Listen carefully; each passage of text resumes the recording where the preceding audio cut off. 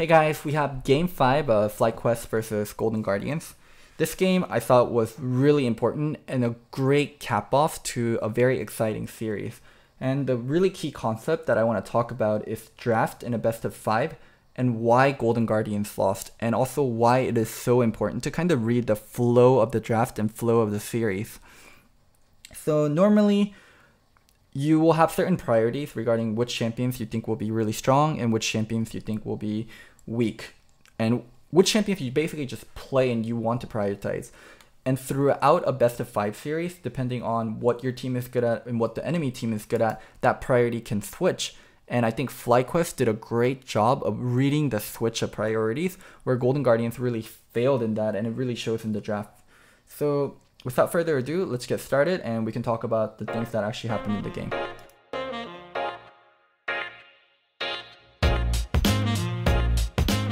So one thing I want to start off by mentioning is FlyQuest realized Golden Guardians and their team are not able to play split push. I think both teams realized they're not able to play split push, and both teams are heavily playing team fight. So they ban out the Tahm Kench and they ban out the Vel'Koz, the two team fighting champions that they had such a hard time dealing with. Tahm Kench allowed their heavy backline carries and Froggen and Deathly to live, and Vel'Koz, Froggen was just an insane team fighter and a poker on it.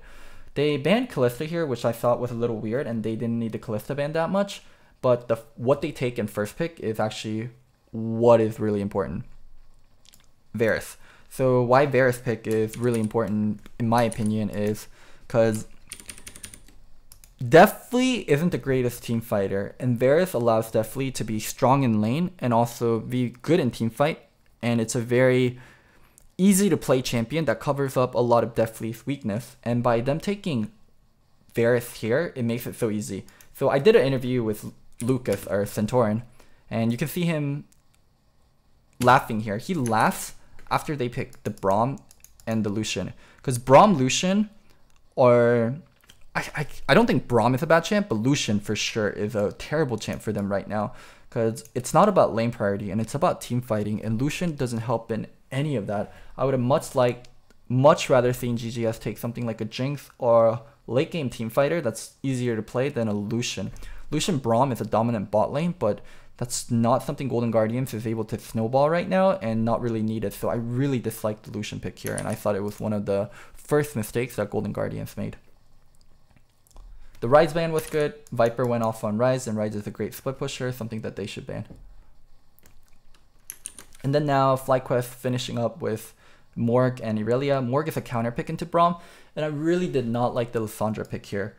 I think Froggen is an average Lissandra, but an amazing backline carry. I think he's an amazing Karthus. I think he's an amazing Vel'Koz. And to go away from his strengths and to go on Lissandra, I thought was really weird. So they ban out the Swain, something that they were playing earlier as a counter to Lissandra, and the Galio, because they probably think more can go mid lane, and Galio support plus Jarvan is something that's dangerous. But more so than that, the biggest mistake is taking Lissandra when the whole flow of the game has been Froggen on a backline carry has been extremely strong and something that's been really hard to deal with. And they're like, okay, we're going to move away from that and go to Lissandra. While Lissandra is a great pick and one of the most highly prioritized meta picks, and you'll see me in other videos if you watch me talk about how good Lissandra is, in the context of this series, Lissandra is a terrible pick for Froggen, and I thought it was really stupid for Golden Guardians to put Froggen on Lissandra. This Kindred pick is something that just goes well with Lissandra. I don't think Contracts is great on Kindred, and I think he had a lot of build mistake, and he didn't play that well on Kindred this game. I'll point out some of his mistake. I also thought this was a bad pick.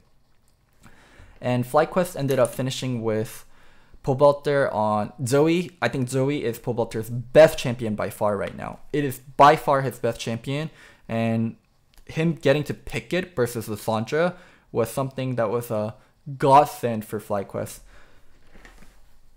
So yeah, overall, I think how Golden Guardians drafted, they don't understand the context and the flow of the best of 5.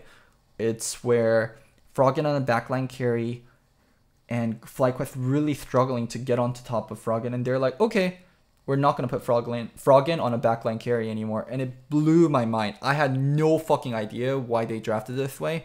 And I think a lot of it was inexperience from coaching staff and just making the wrong decisions.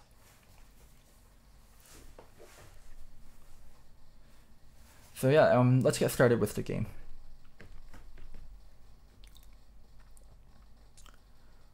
So one other thing that was really important for FlyQuest is getting Viper on carries he's comfortable with. His Aatrox did not look great at all.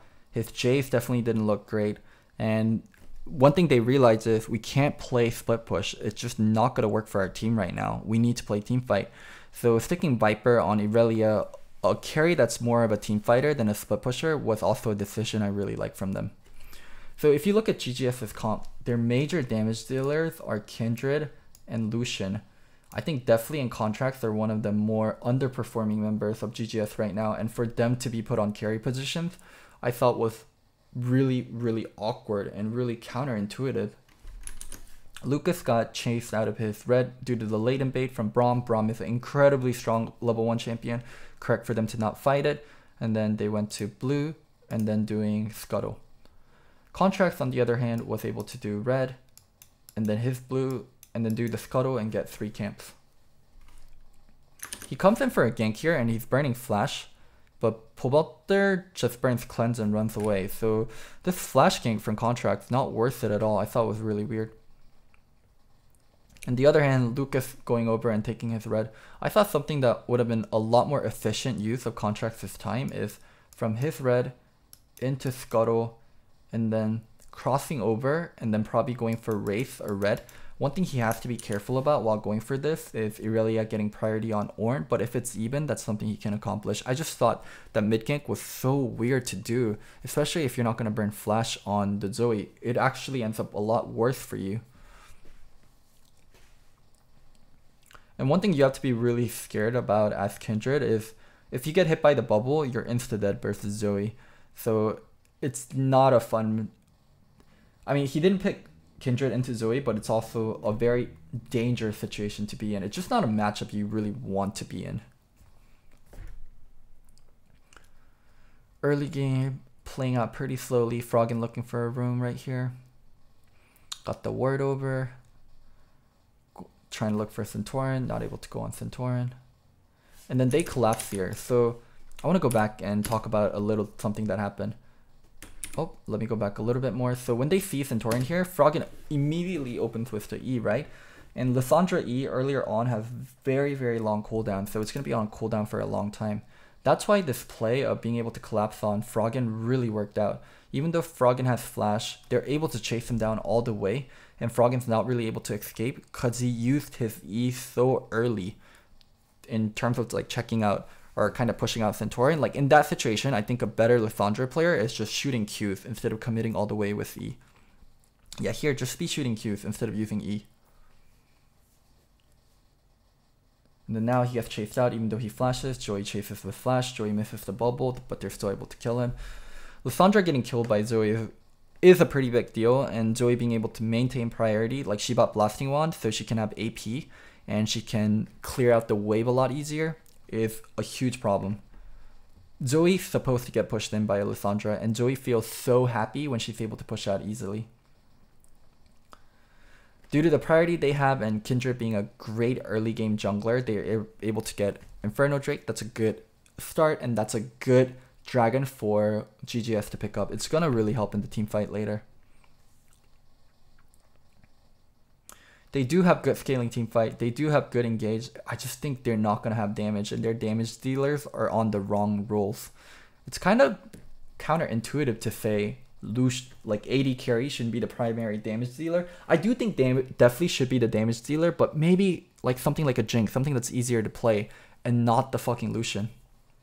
Kindred as an early game jungle. What I mean by Kindred as an early game jungle, what I mean is she is very good at taking objectives.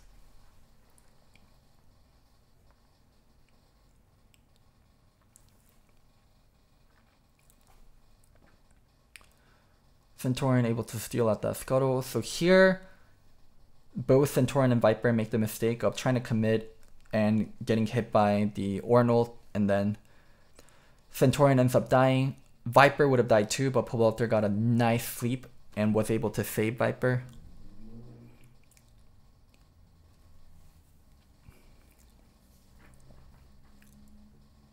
Yeah, let's look. Centaurian going to contest. They start on Contracts, but Contract flashes the E, and then afterwards Haunter ult was great, and they're able to chase down Viper. But you can see Pobelter landed the sleep on Haunter, or Haunter would have been able to kill Viper also. And so I'll touch on another mistake that happens as it happens, but it is the Blood Razor thing. Contracts just waiting in the shadows there in case Viper plays way too aggressive. Viper smartly just CSing with his Blaze, the E.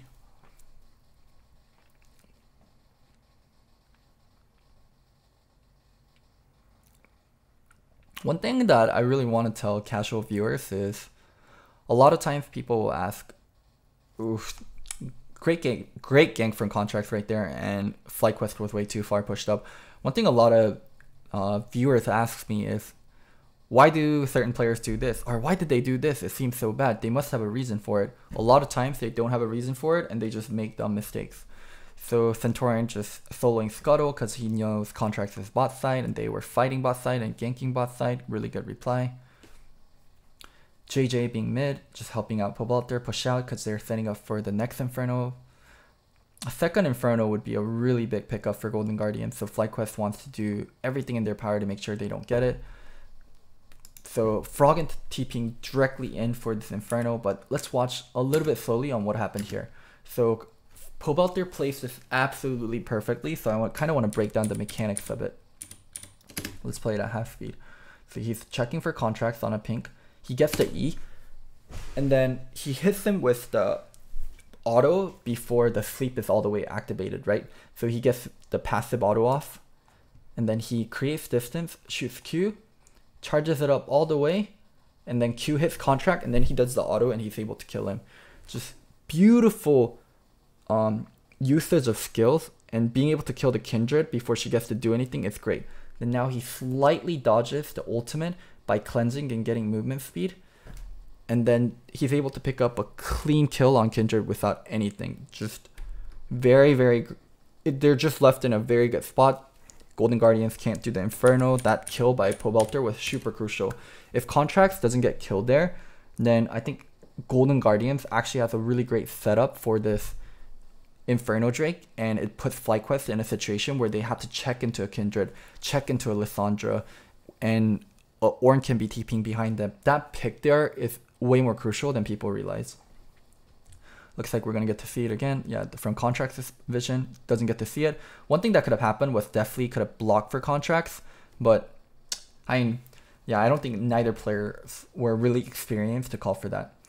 So they used the Herald mid, able to shove it in, get mid priority, and then setting up for this Dragon.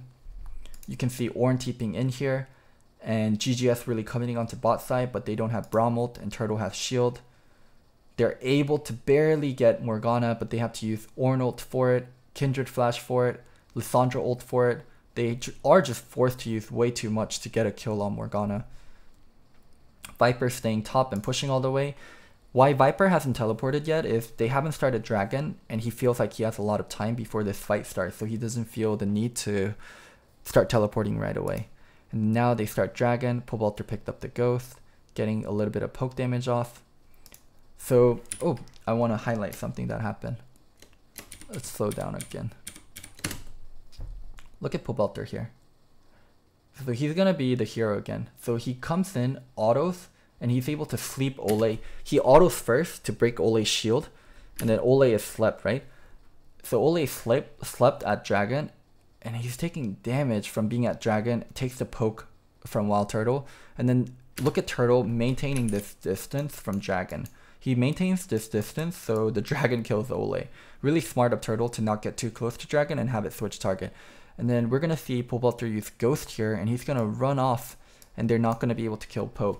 You can see how much Pobelter is doing in this Dragon fight. He's able to kill off Contracts before the Dragon fight starts, and then able to poke down Ole and kill Ole.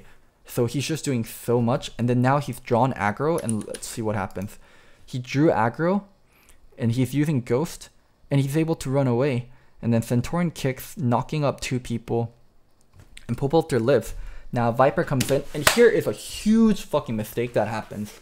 So this is a very big and a very basic Kindred mistake that I see so often that I want to kind of call it out.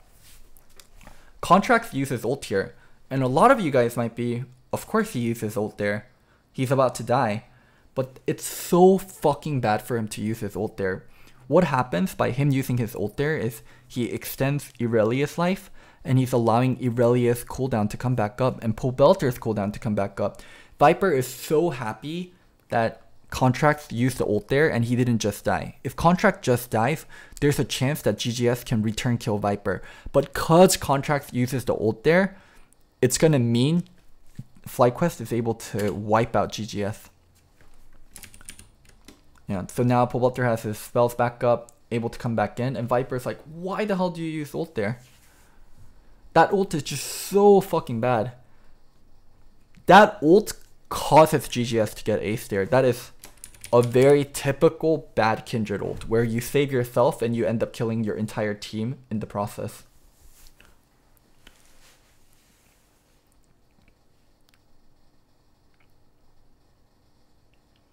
So another thing that happens is Contracts is building Blood Rager. Oh, I feel so bad shitting on Contracts because he's someone I know personally and he's someone I know I coach personally, but I have to be fair. He's buying Blood Rager versus not a tank, not a tank, not a tank, not a tank, not a tank. 0 tanks on FlyQuest, and Contracts is buying Blood Rager. I mean, they're able to get this kill on Viper, which is nice. Viper should have played back. But yeah, that Blood Rager buy is something just really confusing to me. And then we're going to see again here Contracts using his ult, kind of its panic ult, and getting his team aced. I think they would have lost the team fight regardless, but it definitely would have been like a 5-for-1 or 5-for-0. Yeah, look how much damage Aurelia and Zoe is able to get off that fight. Really think about your Kindred ult, guys. So the other situation I kind of want to mirror this with is that very infamous Svenskeren Bjergsen situation where Bjergsen was on Zoe and Bjergsen overextended to get a poke off and Svenskeren was in the fight. He didn't use ult. Svenskeren died without using ult, where Contracts uses ult here and dies. If Svenskeren used ult there, then Zoe actually might have lived, and Bjergsen and TSM would have won the game. But Svenskeren knew better and didn't use ult, and that's something Contracts needed to know also.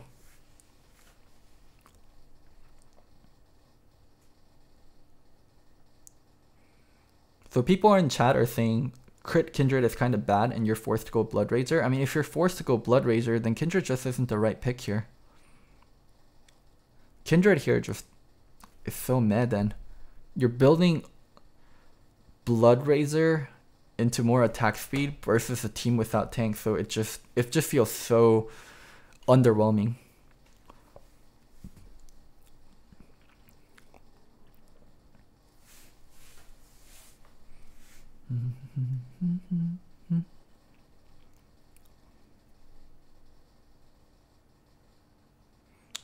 Getting engaged. That's a great ult. Able to save Ole. Viper kills Ole, but Viper dies in the progress. And while that was happening, rest of GGS was able to kill JJ. Oh, you're gonna see some disgusting Joey mechanics here, guys. Watch this Joey mechanics. Ult, flash, pick up another flash. Flash again, that's 2 flashes so far. Third flash, Pobelter flashes for the 3rd time. And then his real flash. 4 flashes within 10 seconds. God, that is disgusting. But Pobelter is... Zoe is Pobelter's best champion, and I think Pobelter is the best Zoe also in NA, so yeah, incredible pop-off moment for him.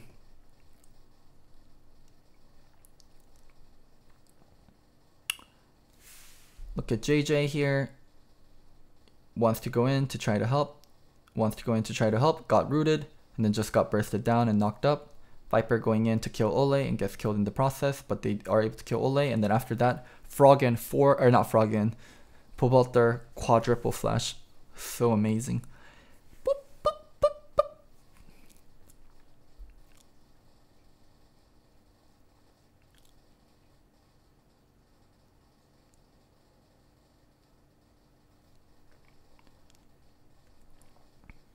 And because it's a game 5, it's just so crucial. Oh, losing mid turret. One thing that's happening is GGS is slowly getting out scaled, and they don't feel very great, and they don't feel like they can engage properly, so they're taking a lot of the awkward fights. GGS is slowly losing control on the game, and they're not able to get priority. They're not able to set up fights properly, and they're always in the defensive position. Hunter engaging. Froggen went in there with a E, tried to open on the Morgana. Morgana has spell shield. Turtle flashed out. Like, their engages are very telltale, and they're not actually able to get it off. Their engages are very obvious. That's what I meant by telltale.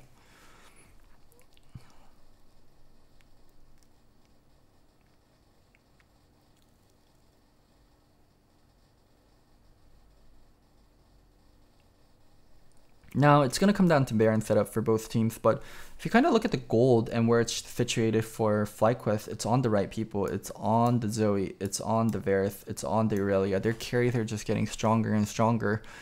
And on the other hand, for Golden Guardians, I feel like their damage dealers and their carries and Kindred and Lucian and then Deathly and Contracts aren't that reliable. Oh god, it feels so bad. I love both Deathly and Contracts, and criticizing them makes me very sad. Ole caught out, Hunter trying to engage. This isn't going to happen. So this is another situation that I want to talk about. So if you look at this engage, right? Let's relook at this really slowly. Let's slow it down a bit. What's happening is FlyQuest starting with the engage, right? And Ole here, he's getting so chunked that he's not getting to be part of the team fight. He has to put his shield up before, and he ults. So he's using everything, and then he has to flash out. So Ole is not part of the team fight anymore. And then Hunter's coming in when Ole is not part of the fight. They're trying to go on Pobelter, but Pobelter's too fast, and Froggen flashes in here. And Froggen's going to 4v1 with his ultimate. And let's look at this side. This side is where it's really important. Contracts does it again where he ults.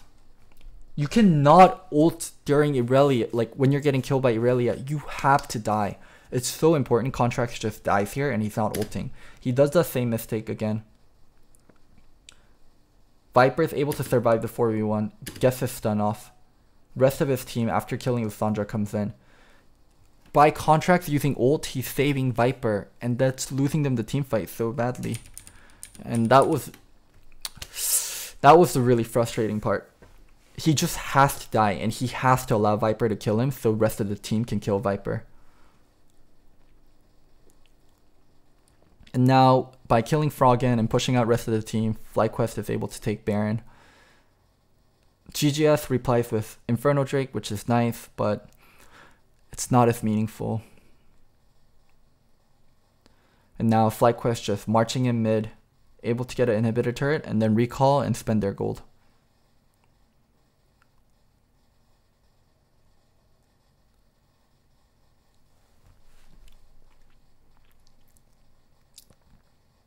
I mean, this starts with Ole getting caught out, and that is a mistake in itself. But I think the bigger problem is how the team fights are playing out, and the Kindred using ult. Oh, just those Kindred ults, please, please. Please, please, though.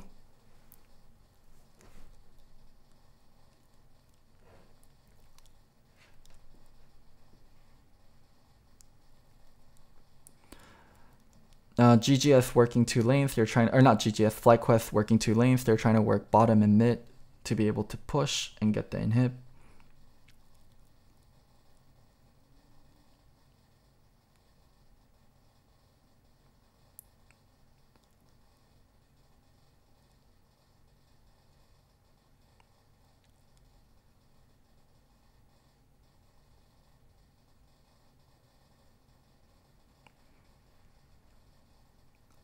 Able to get turret. Oh, this feels so bad because they have to stay in the ult to stay alive, and then Pobelter is able to charge up his Q and then come back in and then kill them, and then that's the game. I think it's really easy for people to watch this replay and just pin the blame on Contracts, but I really want you guys to think about the context of this entire series and Golden Guardians putting their eggs in Contracts and Deathly's basket. I think Contracts and Deathly are fine players, but your main carry has been Froggen. Give Froggen the tools to carry and give Deathly an easier damage dealer and put Contracts on more of a supportive champion. I definitely think FlyQuest earned this victory, but also Golden Guardians handed it to them on a platter. For game 5, instead of going with something they're strong with, they went with something that they're extremely uncomfortable on, something that doesn't make sense for their draft and that doesn't make sense for the players they have. I think it's really important to know the meta and know which champions are strong, but also really know your team and know what you're good at. And that's where I have a lot of criticism for Golden Guardians. Well, I hope you guys enjoyed the review, and that's it.